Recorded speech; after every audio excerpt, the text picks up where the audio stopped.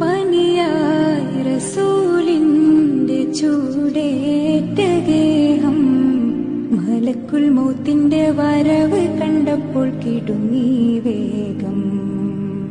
പതിയെ പിടിക്കൻ റസൂലെന്ന നാദം മനസ്സിൽ പറഞ്ഞ് മലരമുത്തിനെ നോക്കിയ നേരം ഉലയാത്ത ഉമറും ഉടയുന്ന കണ്ടു.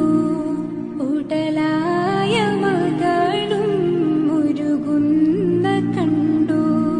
മെത്തയും കട്ടിലുമില്ലാത്തൊരു രാജാവിൻ വീടാ.